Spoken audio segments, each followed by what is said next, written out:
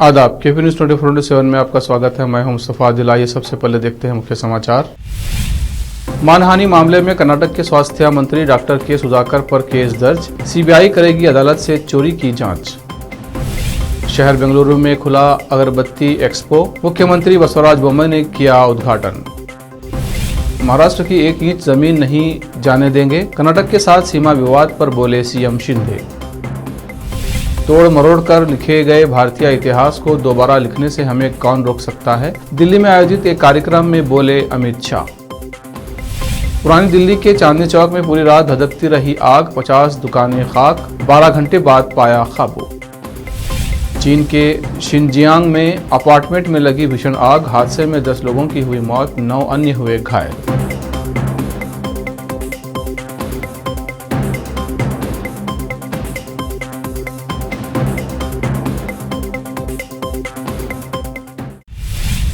अब समाचार विस्तार से। बेंगलुरु की विशेष अदालत ने कर्नाटक के स्वास्थ्य मंत्री डॉक्टर के सुधाकर के खिलाफ एक आपराधिक मामला दर्ज करने का आदेश दिया है। कोर्ट ने 15 नवंबर को यह आदेश एक मानहानि मामले में दिया है। स्वास्थ्य मंत्री सुधाकर के खिलाफ चकबल्लापुर तालुका के आर अंजनिया रेड्डी ने शिकायत दी थी, जिसमें कहा गया था कि 20 जून 2019 को सुधाकर को कर्नाटक राज्य प्रदूषण नियंत्रण बोर्ड के अध्यक्ष के रूप में नियुक्त किया गया था। इस नियुक्ति को रेड्डी ने कर्नाटक हाईकोर्ट में चुनौती दी थी। आरोप है कि सुधाकर ने 27 जून को मरालू कुंटे गांव में सार्वजनिक समारोह में रेड्डी के खिलाफ अपमानजनक बयान दिया था। ये बयान 2 प्रमुख समाचार पत्रों में प्रकाशित हुआ था। शिकायत में रेड्डी ने कहा कि सुधाकर के मन में उनके खिलाफ दुर्भावना थी और उन्होंने एक सार्वजनिक समारोह में उनके खिलाफ मानहानिकारक बयान दिए। उन्होंने सुधाकर और 2 अखबारों को कानूनी नोटिस जारी किया था, लेकिन सार्वजनिक रूप से माफी नहीं मांगी।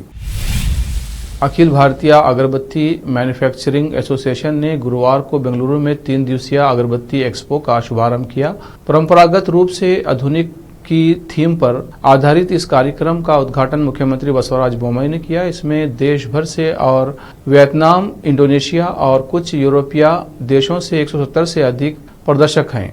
लैंडमार्क एक्सपो में करीब 8000 प्रतिनिधि आ रहे हैं। डाक विभाग द्वारा चित्र पोस्टकार्ड का एक विशेष संस्करण जारी किया गया। एक्सपो में 500 स्टॉल, क्यूरेटेड स्पीकर सेशन और भारतीय रिटेल का भविष्य, पैकेजिंग में इनोवेशन और डुप्लेक्स और कार्गेशन का भविष्य, भारत में फ्रेग्रेंस ट्रेंड्स आदि जैसे व्यापक विषयों पर पैनल डिस्कशन है। महाराष्ट्र और कर्नाटक के बीच सीमा विवाद को लेकर चल रहे विवाद के बीच मुख्यमंत्री एकनाथ शिंदे ने गुरुवार को कहा कि उनकी सरकार महाराष्ट्र की 1 इंच जमीन भी किसी को नहीं ले जाने देंगी। गुरुवार को पत्रकारों से बात करते हुए एकनाथ शिंदे ने कहा, हम सीमावर्ती क्षेत्रों में मराठी लोगों को न्याय दिलाने का काम कर रहे हैं। महाराष्ट्र से 1 इंच भी जगह नहीं जाने दी जाएगी। उन्होंने कहा, 40 गांवों की समस्याओं को हल करना हमारी सरकार की जिम्मेदारी है। इससे पहले महाराष्ट्र के पूर्व मुख्यमंत्री उद्धव ठाकरे ने दोनों राज्यों के बीच सीमा विवाद पर कर्नाटक के मुख्यमंत्री बसवराज बोम्मई की टिप्पणी की आलोचना की थी। ठाकरे ने शिंदे पर भी कटाक्ष करते हुए कहा था, क्या हमने अपना साहस खो दिया है, क्योंकि कर्नाटक के मुख्यमंत्री आसानी से महाराष्ट्र के गांवों पर दावा कर रहे हैं। इससे पहले कर्नाटक के सीएम बोम्मई ने पहले कहा था कि सीमा रेखा महाराष्ट्र में एक राजनीतिक उपकरण बन गई है और सत्ता में कोई भी पार्टी राजनीतिक उद्देश्यों के लिए इस मुद्दे को उठाएगी। बोम्मई ने कहा था कि मेरी सरकार कर्नाटक की सीमाओं की रक्षा करने में सक्षम है और उसने कदम भी उठाए हैं। बोम्मई ने दावा किया कि महाराष्ट्र के सांगली जिले के कुछ गांव जो पानी के संकट से जूझ रहे हैं ने कर्नाटक के साथ विलय की मांग करते हुए एक प्रस्ताव पारित किया है। इसी के बाद दोनों राज्यों के नेताओं के बीच विवाद शुरू हुआ। दिल्ली के उप मुख्यमंत्री और आम आदमी पार्टी के नेता मनीष सिसोदिया ने भारतीय जनता पार्टी पर बड़ा आरोप लगाया है। सिसोदिया ने कहा, बीजेपी मुख्यमंत्री अरविंद केजरीवाल की हत्या की साजिश रच रही है। सिसोदिया ने ये बयान बीजेपी नेता मनोज तिवारी के उस बयान के बाद दिया है जिसमें उन्होंने कहा था कि कोई भी अरविंद केजरीवाल को पीट सकता है, कोई भी उनकी आंख फोड़ सकता है और पैर तोड़ सकता है। मैं देश के गृह मंत्री से उनको सुरक्षा देने की मांग करता हूं, क्योंकि लोग उन्हें कहीं भी पीट देंगे। इस बीच मनीष सिसोदिया के बयान पर दिल्ली के उपराज्यपाल ने संज्ञान लिया है।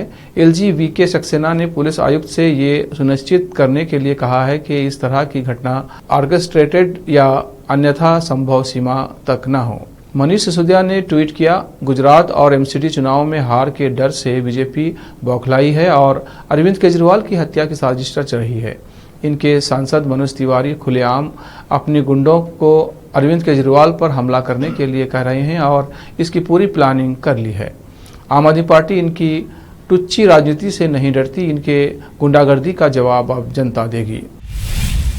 भारत जोड़ो यात्रा लेकर मध्य प्रदेश आए कांग्रेस नेता राहुल गांधी के नए बयान पर विवाद खड़ा हो गया है। खंडवा में मामा टंटिया भील की जन्मस्थली पर श्रद्धा सुमन अर्पित करने आए राहुल गांधी ने टंटिया भील की फांसी के लिए आरएसएस को जिम्मेदार ठहराया था। इस पर बीजेपी ने गहरा एतराज जताया है। कांग्रेस नेता राहुल गांधी की भारत जोड़ो यात्रा का गुरुवार को मध्य प्रदेश में दूसरा दिन था। वो खंडवा में थे। गुरुवार दोपहर विश्राम के बाद खंडवा के टंटिया मामा की जन्मस्थली बड़ौदा आहिर पहुंचे। राहुल गांधी ने टंटिया मामा की प्रतिमा पर पहुंचकर माल्यार्पण किया और यहां आम सभा भी की। अपने संबोधन में उन्होंने आरएसएस पर जमकर हमला बोला। टंटिया मामा की फांसी के लिए अंग्रेजों का साथ देने का आरोप आरएसएस पर लगाया। गाजियाबाद, आगरा, प्रयागराज में भी कमिश्नरेट सिस्टम होगा। इसके प्रस्ताव पर योगी सरकार की कैबिनेट बैठक में मुहर लगा दी गई है। अब इन 3 शहरों में एडीजी रैंक का अधिकारी कमिश्नर होगा। लॉ एंड ऑर्डर की पूरी व्यवस्था पुलिस के हाथ में होगी। यूपी में अब तक 7 जिलों में कमिश्नर सिस्टम लागू हो चुका है। उत्तर प्रदेश कैबिनेट में 18 प्रस्तावों को मंजूरी मिली है। अब वक्त है एक ब्रेक का। ब्रेक के बाद जल्द लौटते हैं। हिंदुस्तान के हर कोने में हम हैं मौजूद। 24 घंटे हालात पर गहरी नजर, खबरों से जुड़े चुपते सवालात और आपको दिखाता है धार्मिक, सामाजिक, राजनीतिक, लोकल और इंटरनेशनल न्यूज की सबसे बेहतर कवरेज जो आपको रखती है हर पल बाखबर। देश और दुनिया भर की खबर के लिए देखते रहें केपी न्यूज 24/7। बीदर शहर के प्रसिद्ध Hindi news channel KP news 24/7 के लिए फुल टाइम या part time good looking female news anchor की जरूरत है। हिंदी लिखना और अच्छी तरह पढ़ना जानने वाले और न्यूज एंकरिंग में रुचि रखने वाले अपने शैक्षणिक प्रमाण पत्र और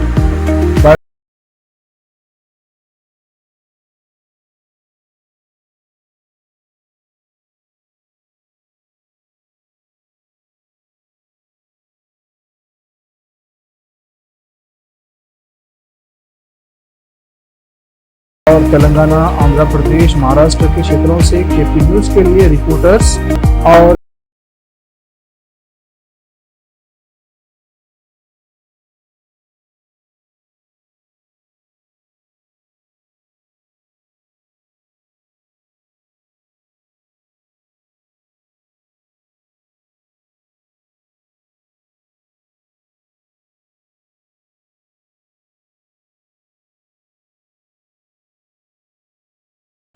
दुनिया में शिक्षा का बड़ा महत्व है। जीवन में आगे बढ़ने और सफलता हासिल करने के लिए अच्छी शिक्षा की जरूरत होती है। बीदर शहर में बेहतर शिक्षा का एकमात्र केंद्र है ज्ञान सुधा एजुकेशन सोसाइटी की ओर से चलाए जाने वाला Gyan Sudha degree college for arts, science and commerce Bidar, जहां पर बीए के साथ साथ UPSC, IAS, IPS, KPSC, KAS और बीकॉम के साथ foundation classes for CA, banking exam training और बीएससी के साथ साथ रिसर्च ओरिएंटेड टीचिंग की सुविधा उपलब्ध है और इन सभी के लिए एडमिशन शुरू हो चुके हैं। सही माहौल में और बेहतर शिक्षकों से शिक्षा व ज्ञान प्राप्त करने के लिए आज ही एडमिशन लें। याद रखें, ज्ञान सुधा एजुकेशन सोसाइटी की ओर से चलाया जाने वाला Gyan Sudha degree college for arts, science and commerce Bidar, इसके साथ ही Gyan Sudha college of nursing Bidar में भी एडमिशन खुल गए हैं। Shivnagar behind Union Bank of India Bidar. Contact number 9888403334। Bidar शहर में वैसे तो कई होटल्स हैं, मगर क्या आपको मालूम है कि बीदर में एक शानदार 3 स्टार होटल भी है? जी हाँ दोस्तों, बीदर में अब 3 स्टार होटल ओपन हो गई है। बीदर से जनवाड़ा रोड पर खुले वातावरण और सुखद पर्यावरण में अपनी बेहतर सर्विस से ग्राहकों का मन मोह लेने वाली वाइब होटल्स जहां पर इंडियन, चाइनीज, कॉन्टिनेंटल और साउथ इंडियन खाना कम कीमत पर उपलब्ध है। वही फूड क्वालिटी वो सब वगैरह अच्छा है और कॉकटेल के लिए फैमिली सब आ सकते हैं। क्वालिटी भी अच्छा है और they should come and test the food and the prices are normal, it is not high and all. ಬೀದರಲ್ಲಿ ಫಸ್ಟ್ ಟೈಮ್ 3 ಸ್ಟಾರ್ ಹೋಟೆಲ್ ತುಂಬ ಚೆನ್ನಾಗಿ ಅನಿಸ್ತಾ ಇದೆ. ಫ್ಯಾಮಿಲಿ ಬರಲಿಕ್ಕೆ ಚೆನ್ನಾಗಿದೆ, ಪ್ಲೇಸಸ್ ಚೆನ್ನಾಗಿ ವಾತಾವರಣ ಇದೆ. साथ ही यहां पर बिदर बारबेक्यू रेस्टोरेंट, पुल साइड रेस्टोरेंट और सस्या नाम से वेज रेस्टोरेंट के अलावा बार, जिम, स्विमिंग पूल, 1500 लोगों के लिए ओपन लॉन, 100 लोगों के लिए बैंक्वेट हॉल मौजूद है। और यहाँ पर सूट रूम्स के अलावा डिलक्स रूम भी उपलब्ध हैं, जिनमें सभी प्रकार की सुविधा है। वाइब होटल्स के मालिक राजू मालगे हैं। विभिन्न प्रकार के स्वादिष्ट भोजन और यहाँ पर उपलब्ध रूम्स में रहने का आनंद उठाने के लिए एक बार ज़रूर चले आइए। वाइब 3 स्टार होटल जो ओपन हुई है, यहाँ पर मैं 2-3 बार आया हूँ और यहाँ का टेस्ट भी बहुत अच्छा है। सभी रीज़नेबल हैं यहाँ पे रेट्स वगैरह। याद रखिए, वाइब होटल्स, जहां आप एक बार आएंगे तो बार बार आना पसंद करेंगे और यहाँ के स्वादिष्ट भोजन आपका मन मोह लेंगे। याद रखिए, बिदर ज़िले की एकमात्र 3 star vibe hotel, Janwada road, Navadgiri, Bidar, Karnataka. Contact numbers हैं नूतन हेगड़े, होटल GM 9606027120। नमस्ते, मेरा नाम नूतन है और हम लोग राजू मिलगे साहब ने बीदर में एक अच्छे से 3 स्टार होटल ओपन किया है। अभी great destinations hotels and resorts management company के लिए रन करने के लिए दिया है। बीदर का क्राउड के लिए क्या चाहिए, क्या ज़रूरत है, इसका हिसाब से हम लोग होटल को प्राइसिंग भी किया है। और एक है हमारा pure vegetarian restaurant, south Indian restaurant, Sasya vegetarian restaurant है। और होटल में आपको स्विमिंग पूल है, जिम है और बहुत कुछ जो चाहिए आपको फैसिलिटीज़ अवेलेबल है। तो आपको मॉर्निंग वॉक के लिए भी जा सकते हैं, उतना जगह है इधर सब। सो प्लीज़ सब लोग एक बार आके हमारा खाना और हमारा सर्विस, रूम्स एंड हॉस्पिटैलिटी को एंजॉय करके आपका सपोर्ट देने के लिए चाहते हैं। रिसेप्शन का नंबर है 8482460982। ईमेल reservations.b@vibehotels.com और वेबसाइट है www.vibehotels.com। ब्रेक के बाद फिर एक बार आपका स्वागत है। आइए देखते हैं आगे के समाचार। केंद्रीय गृह मंत्री अमित शाह ने इतिहासकारों से कहा है कि इतिहास को भारतीय संदर्भ में दोबारा लिखें और उन्हें आश्वासन दिया कि सरकार उनके प्रयासों को पूरा समर्थन देगी। आसाम सरकार के दिल्ली में आयोजित एक कार्यक्रम में अमित शाह ने कहा, मैं इतिहास का विद्यार्थी हूं और कई बार सुनने को मिलता है कि हमारा इतिहास सलीके से प्रस्तुत नहीं किया गया तथा उसे तोड़ मरोड़ कर पेश किया गया है। शायद ये बात सच है, लेकिन अब हमें इसे ठीक करना होगा। 17वीं शताब्दी के आहोम जनरल लचित बारफुकन की 400वीं जयंती पर आयोजित 3 दिवसीय समारोह के दूसरे दिन केंद्रीय गृह मंत्री ने कहा, मैं आपसे पूछता हूं, हमारे इतिहास को सही तरीके से और गौरवशाली तरीके से प्रस्तुत करने से हमें कौन रोक रहा है। बारफुकन की याद में 24 नवंबर को लचित दिवस के रूप में मनाया जाता है। दिल्ली के चांदनी चौक के भगीरथ प्लेस इलाके में बीती रात करीब 9:20 पर आग लगी थी। आग को अब काबू पा लिया गया है। आग में 50 से ज़्यादा दुकानें खाक हो चुकी हैं। करीब 12 घंटे की मशक्क़त के बाद आग को काबू पा लिया गया।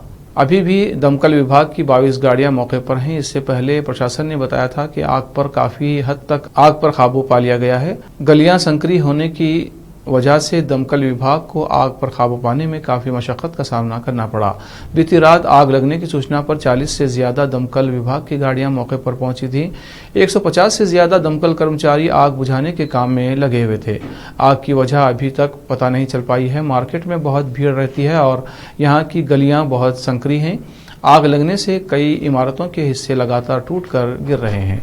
इलाके में जिस जगह आग लगी है वहां न सिर्फ दुकानें हैं बल्कि गोदाम भी हैं। इन गोदामों में बड़ी मात्रा में बिजली का सामान रहता है और आग में अभी तक किसी के घायल होने की जानकारी नहीं है। गुजरात के अहमदाबाद जिले के बावला गांव में प्रधानमंत्री नरेंद्र मोदी के रैली स्थल के पास कथित रूप से कैमरा लगा ड्रोन उड़ाने के मामले में गुरुवार को 3 लोगों को गिरफ्तार कर लिया गया है। पुलिस ने इसकी जानकारी दी। पीएम मोदी ने गुजरात विधानसभा चुनाव के तहत भारतीय जनता पार्टी के उम्मीदवारों के लिए एक रैली को संबोधित किया। जिलाधिकारी ने सुरक्षा कारणों से रैली स्थल के पास ड्रोनों की उड़ान पर रोक लगा रखी। पुलिस निरीक्षक भरत पटेल ने बताया कि पुलिस ने रैली से पहले कुछ लोगों को रिमोट से संचालित ड्रोन का इस्तेमाल कर भीड़ की तस्वीर लेते हुए देखा। उन्होंने कहा, ये 3 स्थलीय लोग अपने निजी मकसद से भीड़ की तस्वीरें खींच रहे थे। हमने उनके खिलाफ भारतीय दंड संहिता की धारा 188 सरकारी आदेश की अवहेलना के तहत मामला दर्ज कर लिया है। दुनिया भर में आपने कई तरह के केस सुने होंगे, लेकिन मथुरा के जैसा ये अनोखा केस आपने कभी भी नहीं सुना होगा। मथुरा से ये खबर आई है जिसका गले से नीचे उतरना थोड़ा मुश्किल है।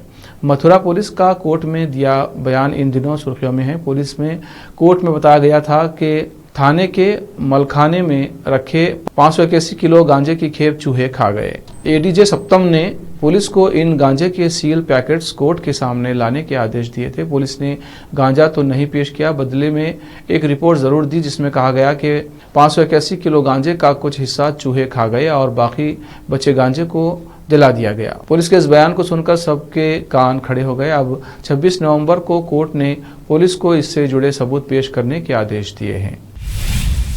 उत्तर पश्चिम चीन के शिनजियांग प्रांत में एक अपार्टमेंट में आग लगने से 10 लोगों की मौत हो गई है। इस हादसे में 9 लोगों के घायल होने की भी खबर है। अधिकारियों के मुताबिक प्रांतीय राजधानी उरुमकी में गुरुवार देर रात को एक अपार्टमेंट में आग लग गई। इस आग पर काबू पाने में दमकल कर्मियों को 3 घंटे से भी अधिक का समय लगा। मौसम बदलने के साथ यहां पर रात में तापमान 0 से भी नीचे चला जाता है। आग बुझाने और राहत कार्य में भी दमकल कर्मियों को काफ़ी मशक्कत करनी पड़ी। प्रांतीय सरकार का कहना है कि हादसे में घायल सभी लोगों को तुरंत अस्पताल पहुंचाया गया, जहां पर उनकी हालत खतरे से बाहर है। सरकार ने उम्मीद जताई है कि ये लोग जल्दी ही अपने परिवार के बीच होंगे। आखिर में फिर एक बार देखते हैं मुख्य समाचार। मानहानि मामले में कर्नाटक के स्वास्थ्य मंत्री डॉक्टर के सुधाकर पर केस दर्ज। सीबीआई करेगी अदालत से चोरी की जांच। शहर बेंगलुरु में खुला अगरबत्ती एक्सपो, मुख्यमंत्री बसवराज बोम्मई ने किया उद्घाटन। महाराष्ट्र की 1 इंच जमीन नहीं जाने देंगे, कर्नाटक के साथ सीमा विवाद पर बोले सीएम शिंदे।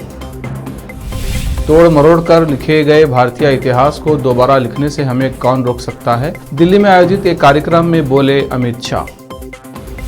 पुरानी दिल्ली के चांदनी चौक में पूरी रात धधकती रही आग, 50 दुकानें खाक, 12 घंटे बाद पाया काबू। चीन के शिनजियांग में अपार्टमेंट में लगी भीषण आग, हादसे में 10 लोगों की हुई मौत, 9 अन्य हुए घायल।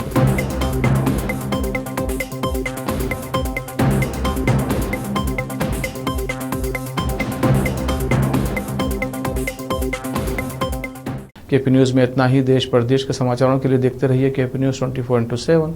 धन्यवाद।